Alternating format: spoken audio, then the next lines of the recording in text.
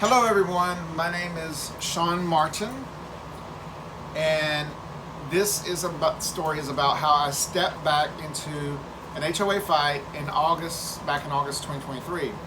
I spent the last almost 2 years exposing misconduct, financial abuse, and regulatory failure inside one Florida condo community.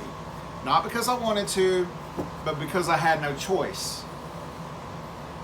This isn't just about construction defects, harassment, or boardroom drama. This is a story about how a single person, backed by evidence, exposed years of cover-ups, intimidation, and regulatory silence in one South Florida community, and why that matters to every homeowner, watchdog, and official who's watching.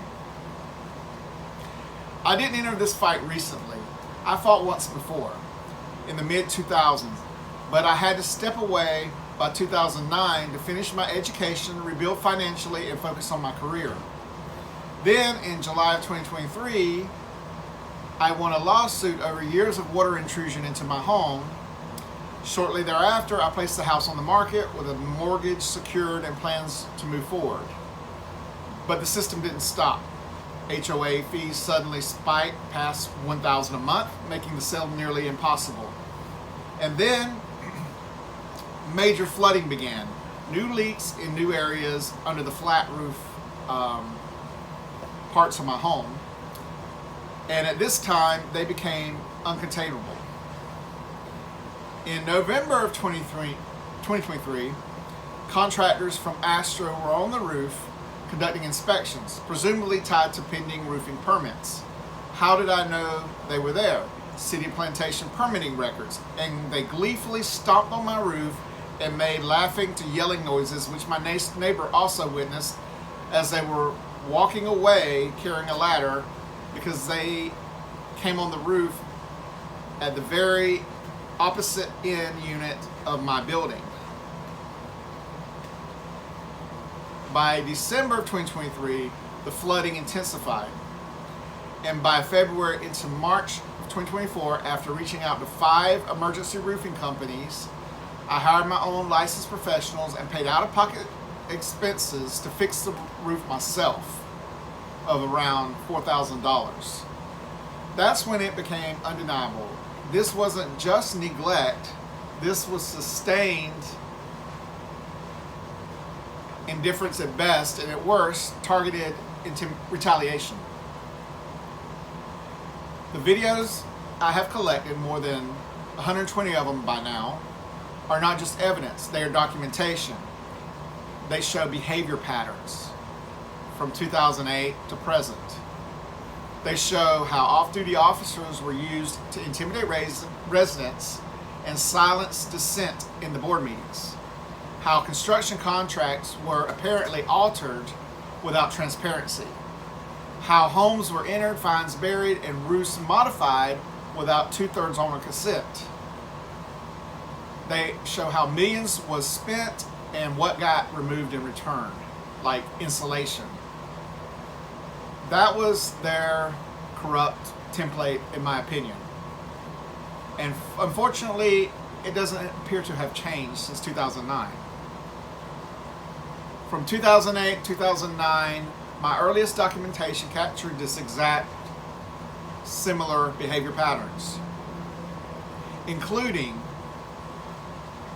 board hiring outside law firm to fight owners instead of correcting regulatory violations.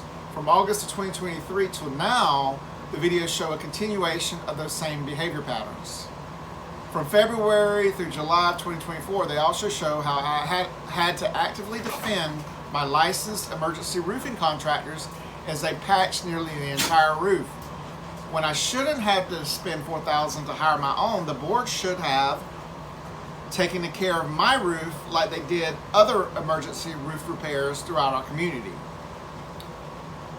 The board instead used Astro contractors, legal counsel, and the CAM to directly interfere with the emergency repairs, even trying to run the workers off the property, taking photos, harassing them. It was unbelievable. I was forced to address these incidents publicly on video just to get them to stop. The broader impact is, this isn't just about Omega Villas. It's about how HOA power structures, when left unchecked, can mimic the tactics of narcissistic control, deflection, punishment, confusion, and silence. It's about how they alter construction schedules after owners push back against forced window and door replacements.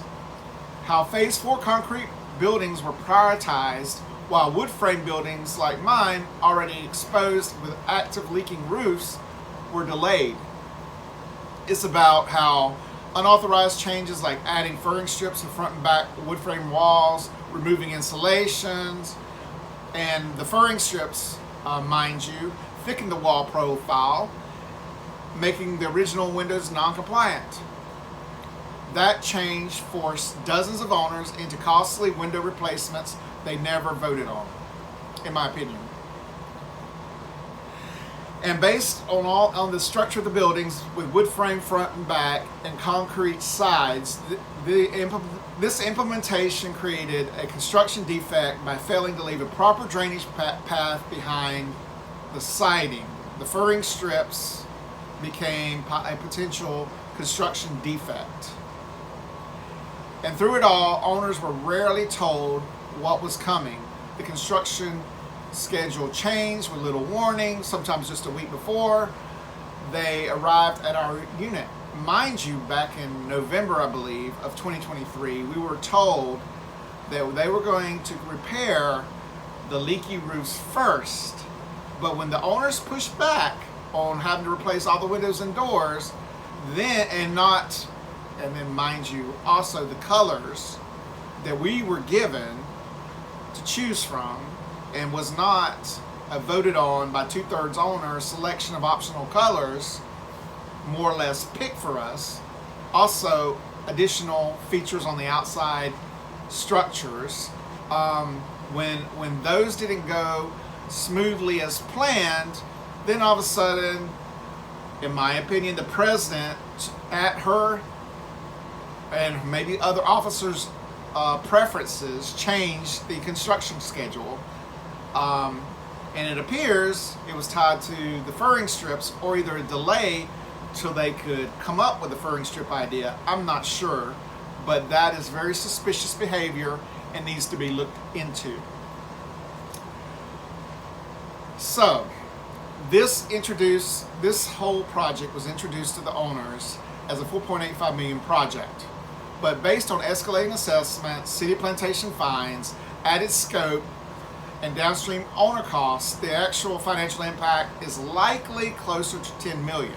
However, we have not once been given a formal construction budget, and I have asked at least 3 to 5 times on video in the recordings, the 120 recordings that you will see, where's the construction budget? Why don't we have a construction budget? This story is no longer containable. It has been submitted to journalists, state and federal regulators, financial institutions, and public watchdogs. Every email, video, complaint now forms a chain of custody that can't be ignored. I'm not going anywhere, not until the last contractor, the board member, and the last attorney and the last official who looked away is held accountable by proper authorities.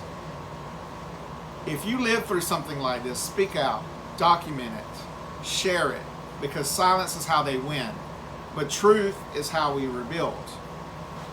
And as you will see, based on the tactics and strategies that I use to confront as a whistleblower, and I even had the whistleblower sign sitting on my desk during those meetings to reflect that they were being confronted about the truth. And that's how you expose these corrupt systems. And not only did I confront them about the truth, I confronted every layer of the government as well, going from the city to the county to the state. And here we are today. Now it's in the bank's courts. So hopefully the banks will look into these matters and protect their assets. but I'm hopefully providing intelligence to pass on to help others in my that are in similar situations to mine. Thank you for your time.